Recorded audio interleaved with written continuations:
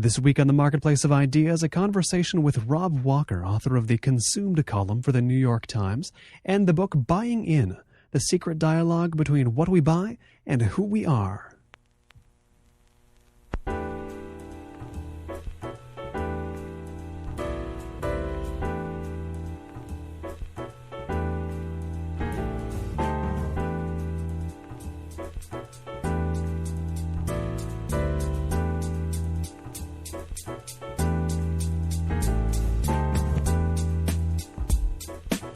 It's the Marketplace of Ideas. I'm Colin Marshall. I'm joined by Rob Walker, author of the New York Times Magazine's Consumed column, co-mastermind behind the Significant Objects Project, and author of Buying In, which is now coming out in paperback. Rob, welcome to the program. Thanks for having me.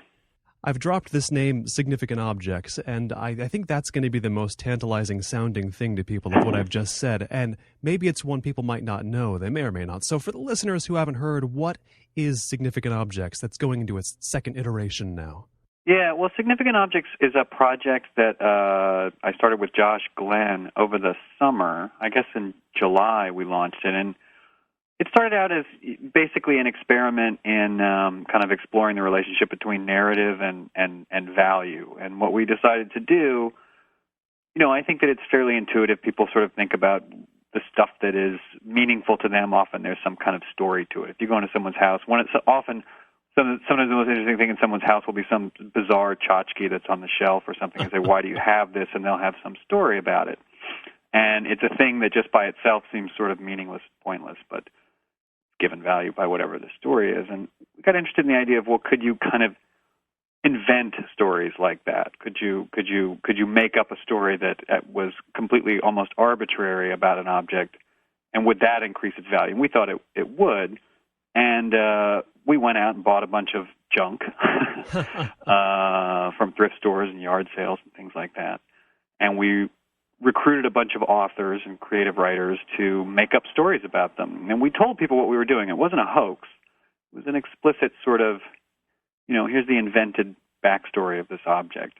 And to test whether that was going to make them more valuable, we sold them on eBay. And we did 100 of them for the first round. That was the basis of the experiment, was we're going to do this for 100 things and see how it all turns out. We'll publish them on the web and publish them on eBay, significantobjects.com, and then we made an eBay store that did that whole thing. And it was a roaring success. I think that we had $125 worth of junk that we sold for somewhere around $3,600, a little bit more than that, with the money going to the author of each object. And along the way, we didn't really plan on this being an ongoing thing, but we kind of built up this little audience that was really into it, and sort of, in effect, I guess we were kind of publishing this literary magazine on eBay is how we started to think of it. So we have launched a second iteration. We're selling 50 objects this time. We do one story every weekday, story and auction every weekday, and this time all the proceeds are going to go to 826 National, which is sort of a tutoring organization for young writers. Now, this is an intriguing experiment, and one with an outcome I actually wouldn't have expected myself. It never would have occurred to me that would drive up the price for something. What do you think is adding value here? I mean, I know that's kind of hard to suss out, but what's boosting the price of these items? Well, I think there are probably several things going on, and I think, to name a couple of specific things, I mean, the most extraordinary ones were the ones where we had several cases where nothing that we bought cost us more than I think $4 was our upper ceiling, and we had several things go for more than $100, which is quite an increase in value. Mm-hmm. I mean, it is sort of like we had one of the stories was written by William Gibson, and it was sort of an ashtray that Josh had bought somewhere, and it was kind of a cool ashtray. It was a picture of like a sort of a missile launcher, and it said Hawk. And so no explanation for that. Sort of your classic inexplicable yard sale item. And why would someone pay $100? And I think it was $110 or something like that. Someone finally paid for it. Now, why would someone do that?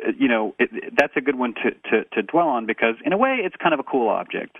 I don't know if by itself anyone would possibly have paid three figures for it. Number two, William Gibson clearly has a following. So anything he does, there's going to be sort of people who are excited about it and want in on it. Thirdly, he wrote a cool story. It was this whole thing about a sort of a Pentagon bureaucrat and fast, very imaginative invention. And then fourth, I think that, I don't know if it applied too much in that story, but there are a number of people who buy things who just like this project. They think that the whole idea is cool, and like it's kind of like for them, they like the invented story, but they also like the real story of this sort of goofy art experiment that we've been doing online, and they just think it's cool or funny or intriguing kind of thought experiment.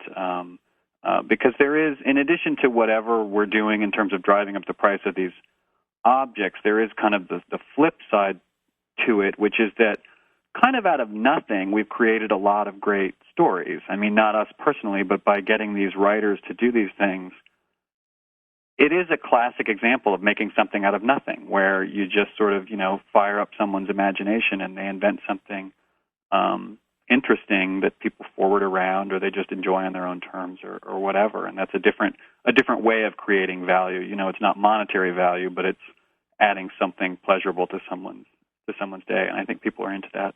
Now, you call it a goofy art experiment, and I'm a fan of those, and you call it a thought experiment. I like those too, and adding value is always an interesting question to me. What adds value?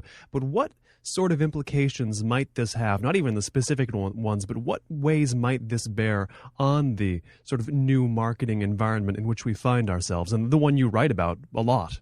To me, it's kind of a different way of making this point that I'm always trying to make, which is that we're in this marketing environment. People have drawn comparisons to what we're doing to advertising. Say, well, isn't that what advertising does? Is sort of invent a story about an object. And yes, that's true, but the story in advertising is usually something like, this is a really outstanding, cool product that will make you cool by having it, and things like that.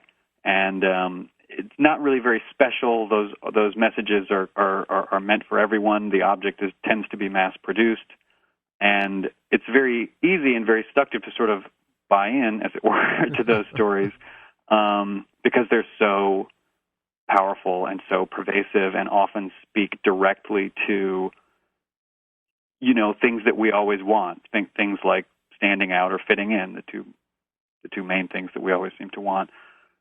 And it's easy to forget that, to go back to the point I sort of started with, that frequently it turns out that the stuff that you are most satisfied with or most sort of that you find actually most personally valuable, the reasons for that have nothing to do with whatever the advertising message was, whatever the design backstory is, this kind of thing. I'm always saying to people that, if the hurricane is coming and you have to just grab things off the shelf that you want to save, you're really not going to be making those decisions based on what's the best designed object in your You're going to be grabbing the stuff that's, irreplaceable to you because it has an individual story to you.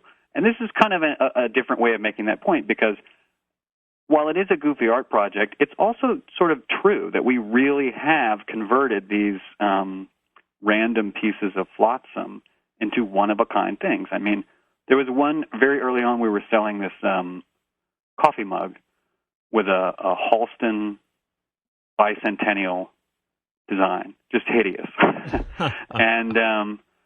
And I happened to notice that you could buy that exact same mug from a number of eBay sellers. I guess they made a lot of them. And people had it as a buy it now for $5 and this kind of thing. I had actually bought it for 39 cents at a Goodwill in Savannah, where I live.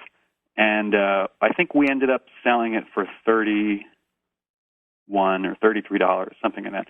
And that sort of like makes no sense on one level. It's like, why would someone buy this Halston mug for $33 when you could buy another one for $6 just a click away? And the difference is that there was only one that Mimi Lipson, who was the writer on that, wrote about. It was this one. It was ours. We've made this one of a kind. It used to be a mass-produced object. Now it's one of a kind. I really think that's true. This idea of narrative being kind of the driving force, or one of the driving forces of value of an object, what relation do you think it has, if any, to, and this is the first phenomenon that popped into my mind talking about this, but what relation does it have to, say, when you view a painting that's on sale and it commands a very high price because it happens to have the story behind it that it was, for example, painted by a genius 4-year-old or something like that? Like, what is this a similar phenomenon? I do think that there are parallels to that. And I think that we're kind of playing with that in a way, that by virtue of the fact that all of our stories are not only made up, but we're telling you that they're made up, I think that it kind of makes you think twice about, or maybe not think twice, but think in a different way about how much those kinds of things mean to us. And there's no question that in the art world is a great example. If you're really dealing with a dealer, the backstory of the artist is always very important, whether that backstory is something like what you're describing, that it's almost a folk situation or something like that, or a very unlikely, can you believe that this person doesn't have training or that they're very young or something like that, or if it's a story of credentials and this person was in the biennial and they're a young phenom and their work is going to be worth a lot of money someday. Those are stories, and they definitely. And then, if you've ever been to the home of someone and asked about art on the wall, it's the same kind of thing. It's very frequently they know the story. It's pretty rare to sort of say, "Yeah, I don't know what the deal is with that." It does happen every once in a while, I guess, where someone's like, "I just liked it," but even that's a story, in a way. It's like, what the story of this object is that I bought it even though it doesn't have a story.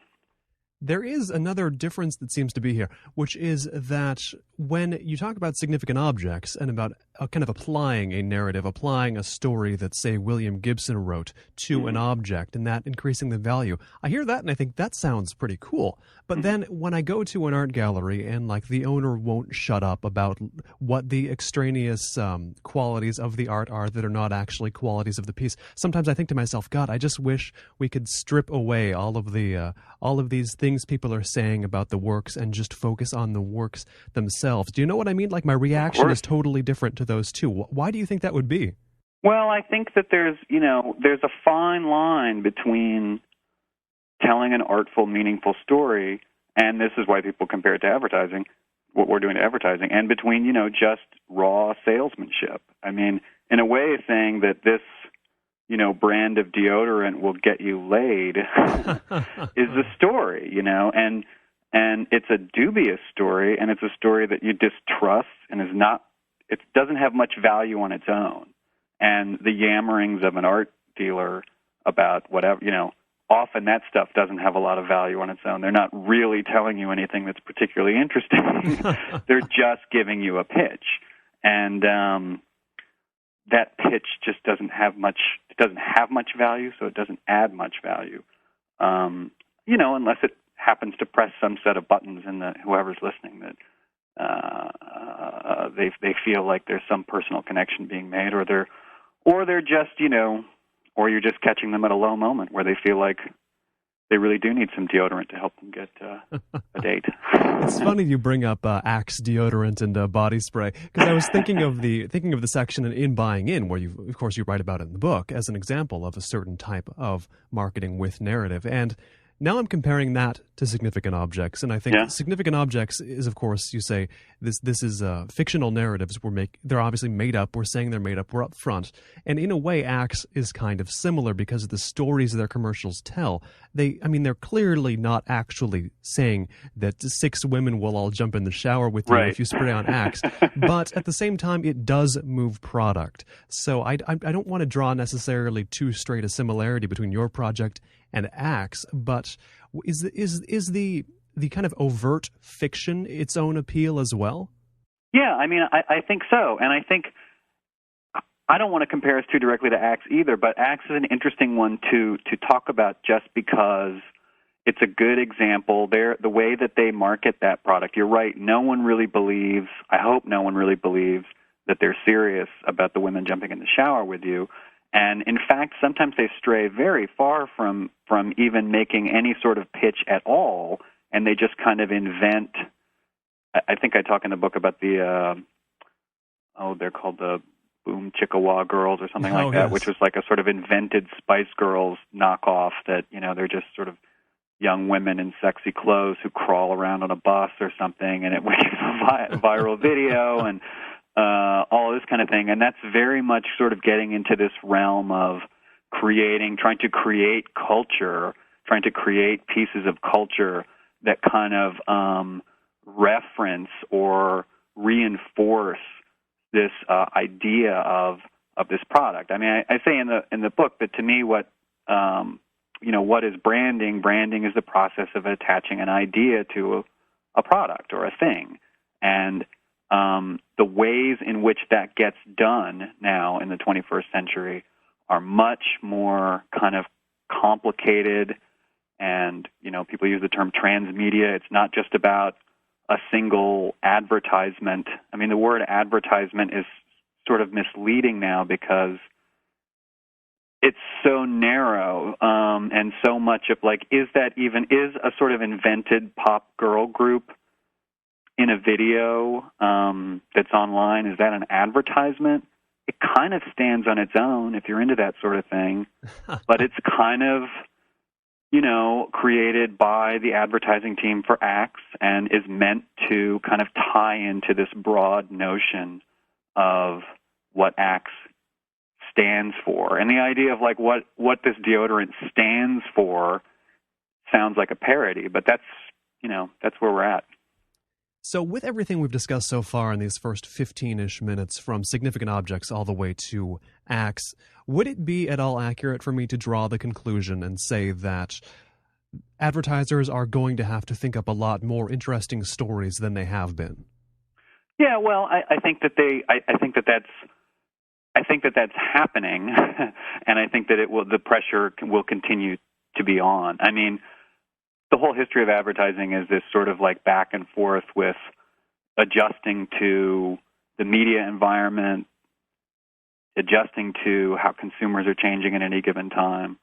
And we're at a weird moment now where I feel like advertisers are almost at parity with any other cultural creator in terms of their sort of ability. They're all bets are off, basically. They can do almost anything. A Burger King, I don't talk about in the book, but is another interesting example of just incredibly wide-ranging. You remember the subservient chicken thing a few years ago, and at the time, people were like, "Well, this doesn't. Okay, that's fun and entertaining, but how does this sell chicken sandwiches?" And it's true, there's no pitch. But as you've seen the Burger King idea unfold in the past 5 years, I mean, they've kind of created this whole sort of image of Burger King as being kind of a little off kilter and kind of different and almost weird source of quirky culture, which it's still just a fast food place. It's not like it has become. They're not the NEA or something. Competing with McDonald's drives men to extremes, I think. Yeah, and it gets into this realm that goes beyond. It's trying to get into the consumer's head by being interesting, basically, instead of just saying, "Here's what's on our 99-cent menu." Of course, they still say those things, but they also say a much wider range of things than they ever have before. But that's a long answer to your question, which is yes. There's no question that advertisers are under more pressure to create more interesting, engaging stories than they would have 20 years ago. And there's a lot appealing to this transformation for the consumer, I think, in that they're going to get a lot of interesting things put their way because corporations have to be more interesting and be less of a direct sort of car salesman type who's giving you the hard sell. And I think I would be hard-pressed to imagine the consumer who didn't want a little less pitch thrown at them. But at the same time, I talk to people about the way that ads do have to be a little more protean, a little more ingrained with everything else in the world, a little less compartmentalized. And people get pretty freaked out at that as well, as I'm sure you've experienced. What's scaring people at the same time it's getting more appealing in this whole transformation? Well, I mean, I would be one of those people who's a little freaked out by it, and because I do think that there are times when it's sort of appealing that they're creating appealing culture, but then there are times when you kind of would like there to be lines so that you know that this is, this product is making this appearance in popular culture for reasons of its own, not because of a really, carefully choreographed advertising campaign that sort of blurs the line. I mean, one of the great fundamental shifts in the way that advertising has worked and the way it works now is the erasing of lines between between where an ad can be. An ad can definitely, and we all know this now, and this is what freaks people out, is that ads can be, or commercial persuasion can be anywhere now. It can be, TiVo was supposed to sort of liberate us, but what it did was drive more product placement into shows and more, they don't call it product placement anymore, they brand integration, kind of, or euphemism for the fact that, the character is holding up, some axe or whatever it is because they've been paid. It's in the show now. And I think that people still want to know that there are areas of expression, cultural expression, that are not affected by that kind of, sort of commercial theater, so that you're getting some pure expression from an artist, entertainer, creator, whatever, without having to kind of worry about whether there's some sort of thumb on the scale that's tilting this piece of culture one way or another for the benefit of, Procter and Gamble. But in the same sense, I mean, trying to think of realms where that sort of practice has not quite infiltrated. But even in those, even where you might think commercials have not reached in any form, it's still that work is still a pitch for itself or its creator. I mean, you can't escape that, can you? Well, Significant Objects would be a good example of that, I think. No, for sure. And I guess you can sort of take this all the way down the line and sort of say, well, aren't we all pitching ourselves every day to everyone around us and this kind of thing? And I think that's there's sort of some truth to that. I think that what makes people a little bit uneasy is uncertainty sometimes. It's not necessarily even any particular, for instance, it's more of a case of, well, I'm just not sure, and I used to be sure. It used to be that there was the show, the ad, the show, the ad, and now, now I'm not sure what the difference is. I think that makes people a little uneasy sometimes. People do, of course, talk a lot about how uncomfortable they're made by the creeping influence of marketing into realms not traditionally associated with marketing. But then, besides their testimony, I mean, what do their actions reveal? Has there been a backlash as far as firms that do this? Has there been a sort of popular turn away from a company that maybe gets a little too viral or too unconventional in the way that it sells its product? You get sort of occasional moments of outrage here and there, but my honest answer to your question is that I can't point to an example of a case where that kind of, complaining has really led to any sort of sustained negative impact on any given company. And it's interesting, I think, actually, to talk about it in terms of what's happened in music in the last, let's say, 20 years. It used to be sort of routine that there would be this kind of debate about, Nike using Revolution in an ad, the Beatles song Revolution, and then years later there was an example of a Jaguar ad with a London Calling by The Clash.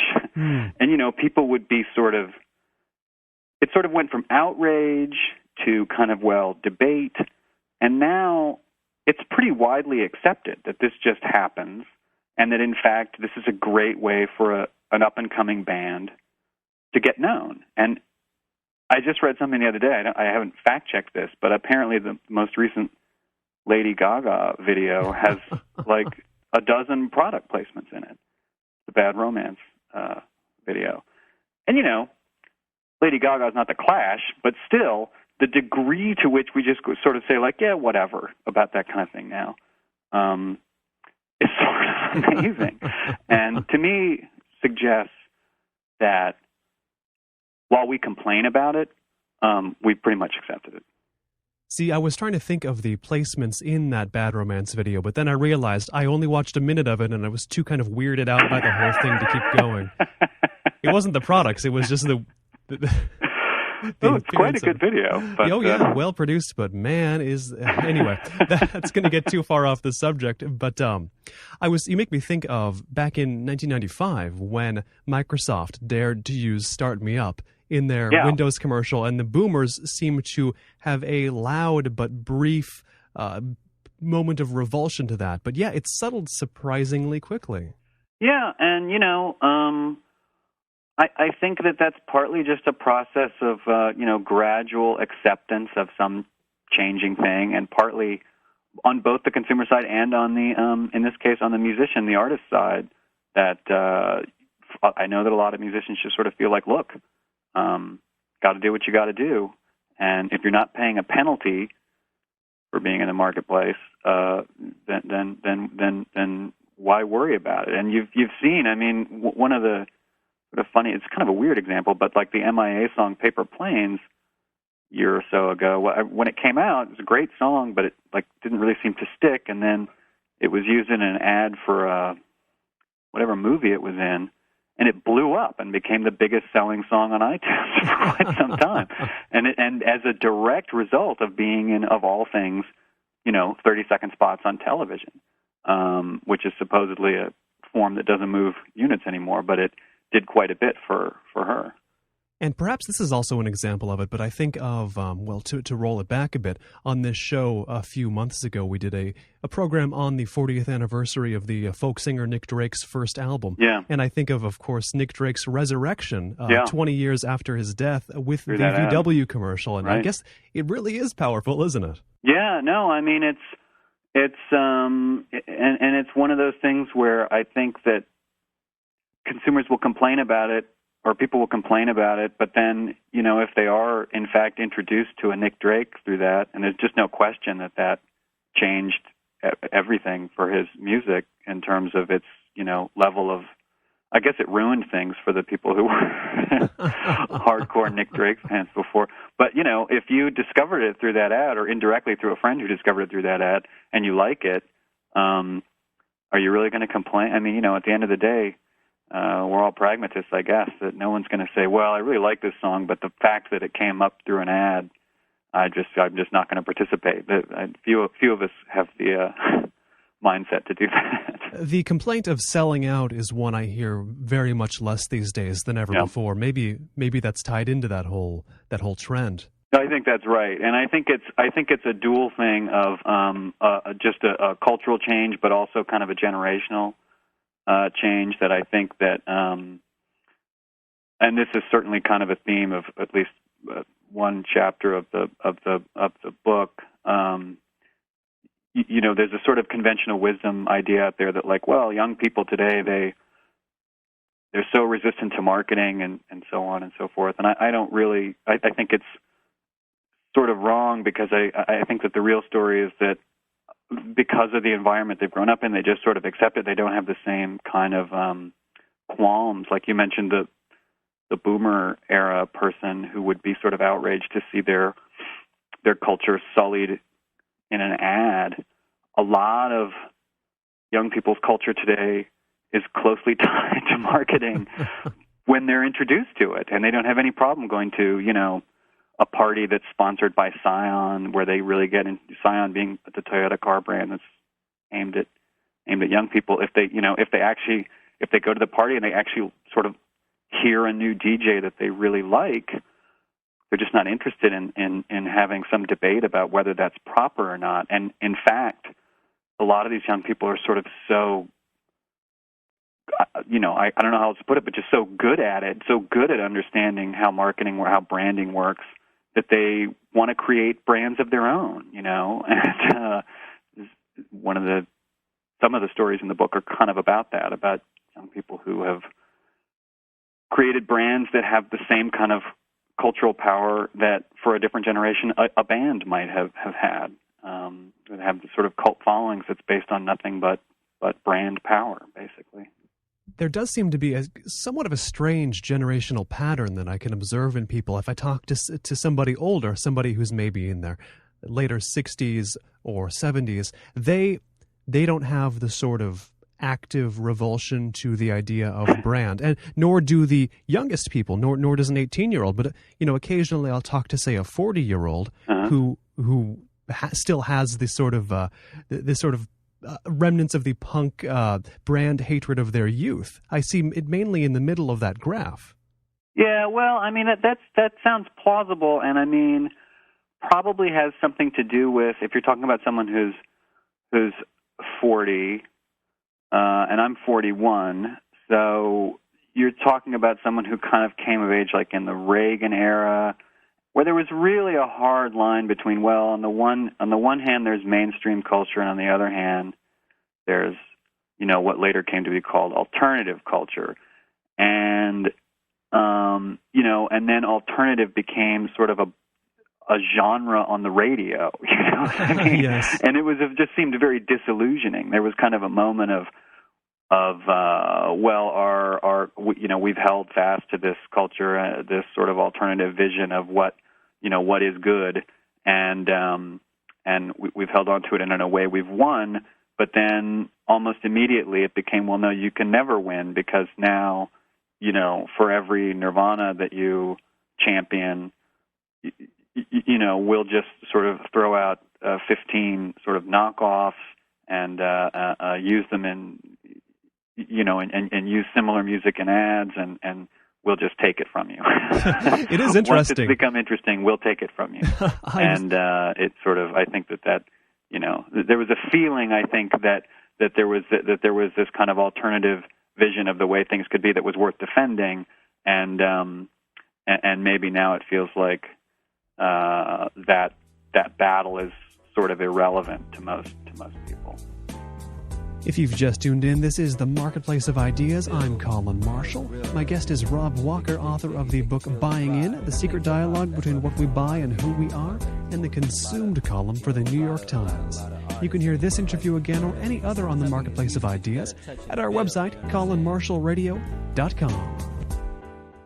I myself entered teenage in the 1990s, and yes, there were all the alternative stations, and I thought to myself, why do they call it that? Why is it alternative? I mean, people are looking for the alternatives to that. It never made sense until I learned, of course, all the background. Yes, it once was the alternative. And alternative probably around that time, alternative was not just a radio genre. It was actually the most popular radio genre. Yes. Which is just sort of, that sounds like something out of a Mike Judge movie or something, that what's the most popular category? Alternative is the most popular category.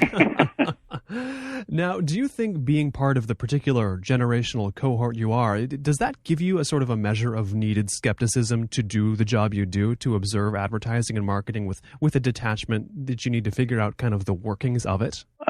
Maybe. I mean, I think I do have a kind of detachment. I mean, I think that actually the bigger factor is that I'm not a participant, and so much of what's written about advertising and marketing is written by advertisers and marketers and consultants who want to be, you know what I mean? Right. So what they're really doing is they're participants in this system that they're pretending to critique. Either that or the sort of flat-out bomb thrower who's just saying this is all horrifying and Adbusters magazine.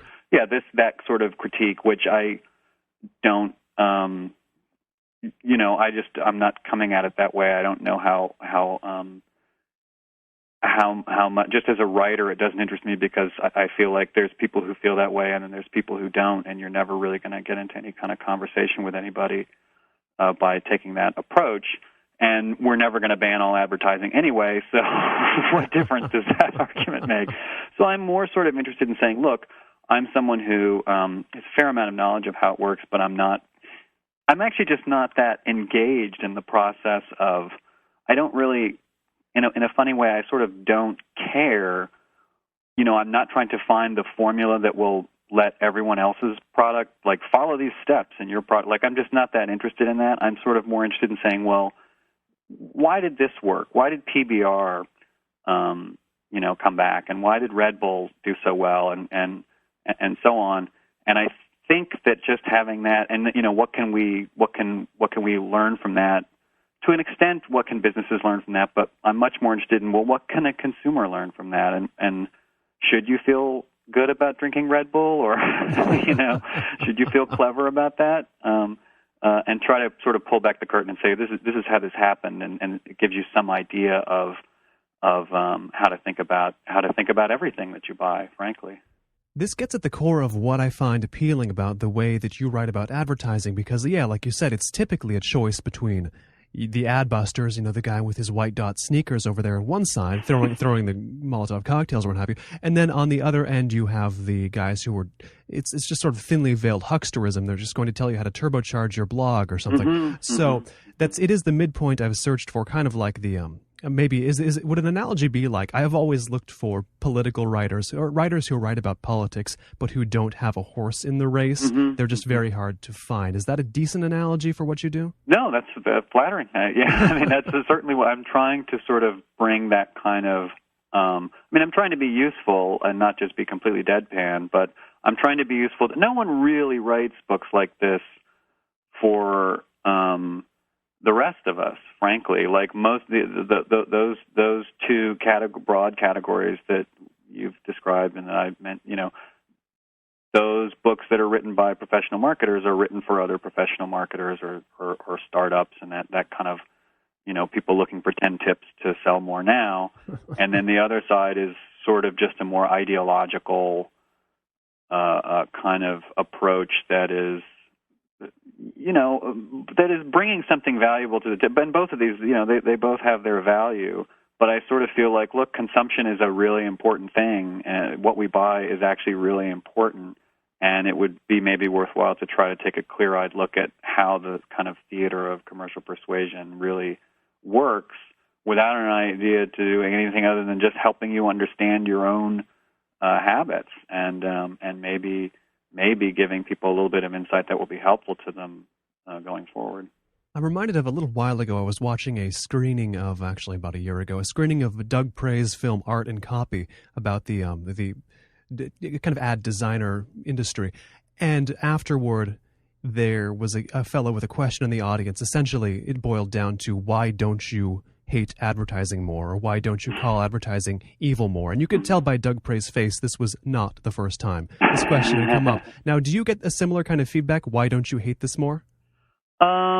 People bring different sets of assumptions to my writing, and people react to it in very different ways. So for every person I get who does have that sort of point of view, I also get people saying that I'm too, much of a sourpuss, that I sort of am part of the ad busters mentality, and then or who say that I'm too much of a, some people have read my stuff and said I'm a shill for corporations. Some people say that, like, well, there's not enough useful tips for my business, so I don't know. You sort of can't win, I guess.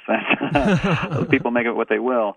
And I think actually that's just a reflection of where people are coming from, and I'm sure that that's the case with him also, and so I get it some, but in general, most of the people who I hear from, most of them kind of get that I have this somewhat different point of view, and that I just don't see a huge amount of usefulness in either slamming the advertising industry just like evil, nor do I see much usefulness in kind of taking this like pro-advertising, sort of pro-marketing, like, well, marketing is as good as art, or something like this kind of point of view that you'll come across every once. I don't find a lot of value in that. My proposition is this is how things are. And the more you know about it, the smarter, the better off you'll be. Instead of just congratulating yourself for being a savvy shopper, maybe it's worth thinking about these things a little more deeply. And the book was mostly written during the kind of run-up period when the conventional wisdom was that we were all, the 21st century consumer was the most savvy ever. And then right around 2007, 2008, abruptly the story changed, and it was like, oh, no, all of that stuff, we were out of control. We weren't savvy, but now we're savvy, because the same story just reinvents itself with a different set of it. It used to be we were savvy because we were willing to pay a little more. Now we're savvy because we want the lowest possible price.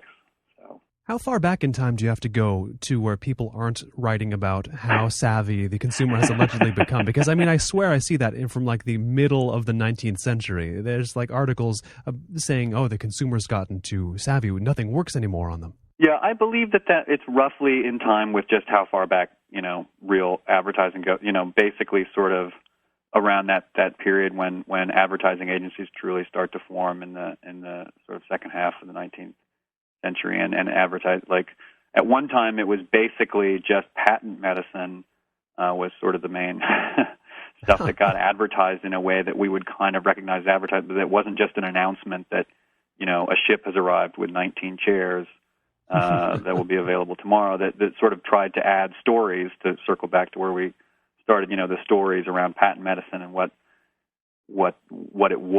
it came from and what powers it allegedly had and all of that. And yeah, pretty much like right around that time you start seeing both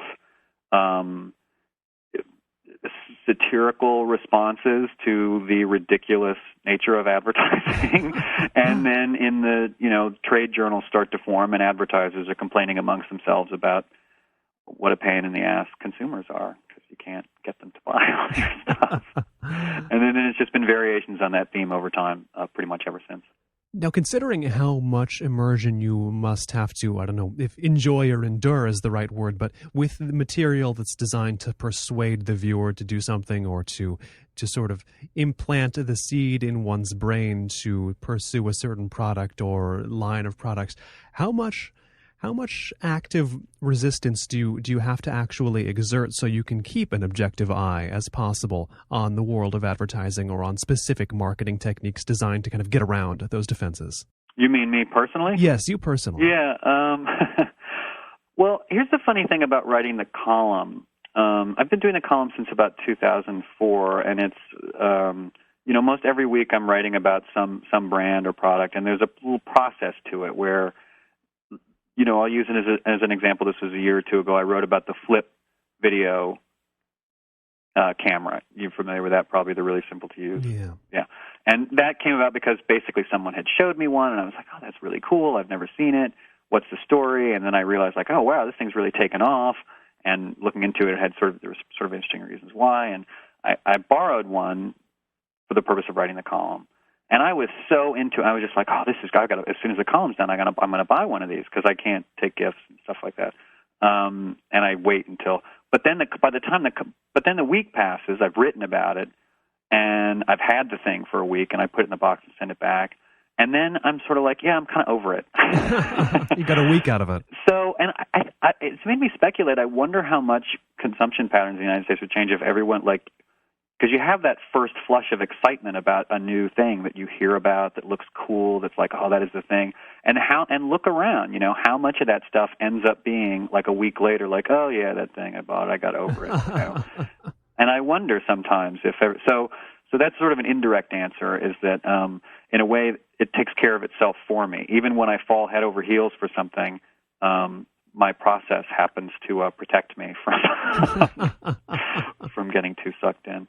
And I would imagine, having observed so many ad techniques and sort of any which way this stuff can be done, you've seen so many of the tricks that they just pop out like sore thumbs to you whenever it's clear that you're being led down a garden path just because you've been exposed to so many instances of that critically.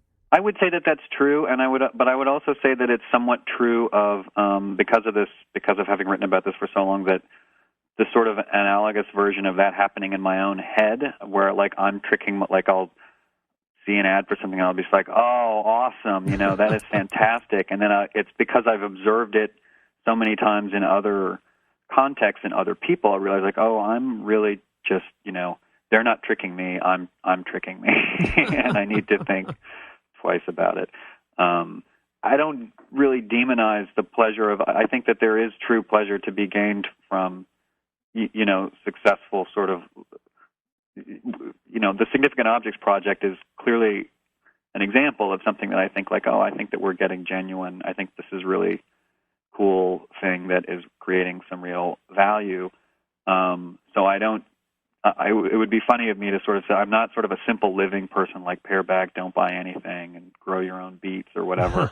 I'm not about that. But on the other hand, much of the time that pleasure can be really fleeting, and that's really the harder thing to overcome, because I don't think that there's anything surprising about hearing about the new iPhone or whatever, or I guess the Google phone is the thing everyone's sort of going on about today, and just craving it, I think that's sort of evolutionary almost, that novelty is appealing a lot of the times, that if this thing seems like it's going to be of value, then you want it. And that's not an invention of late stage capitalism. I think that's human nature.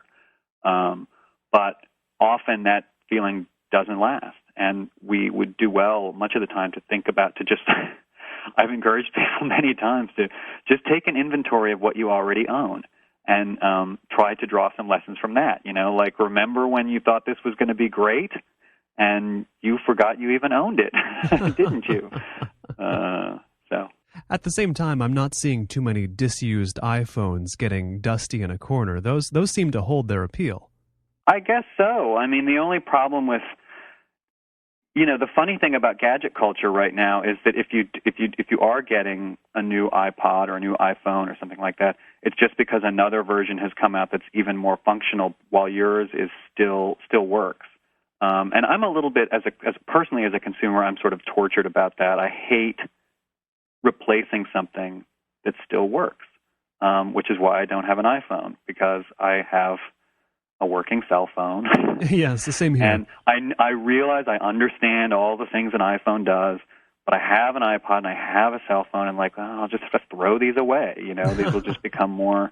And I really hate that. I really hate the feeling of it's not about resistance to buying something new. It's more about I really like feeling like I've used something until it doesn't work anymore.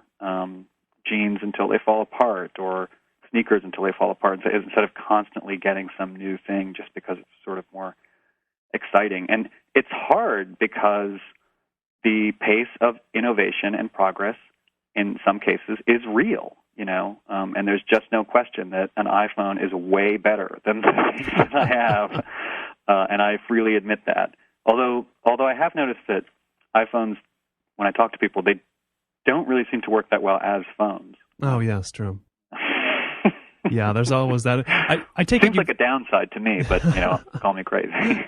I take it you found resonant in the article from The Onion a few years back that said the area man hopes cell phone will break so he can get a new one. Yeah, no, that would be me. Yeah, that would be me. That would definitely be me. I was that area man. I am that area man. Exactly. I think I am as well. But now, given all this, who at the present moment, what firm or what creator is the most interesting, or who are the most interesting ones to watch in terms of who's doing marketing? I mean, what's actually impressing you these days as far as marketing goes? This is always a tough one for me because I'm generally not impressed. But, I'm always sort of, this will be a cliche, but I mentioned the Burger King stuff, and that's Crispin Porter, Bogusky, and I do think that they are consistently very interesting, even when they're being attacked for something that's, supposedly finally Crispin screws up or whatever. It's very interesting to see how often their work is kind of part of the cultural conversation. The Microsoft stuff that they do is one example of that no one really praises. Remember the I am a PC and all that? Oh, yes. I don't know that won awards or anything, but it was really interesting just to see how much people talked about it, and how ever so slightly I think it did kind of move the conversation around Microsoft in a direction that was about something other than just, Microsoft is a bumbling giant, which is what the conversation has been for so long.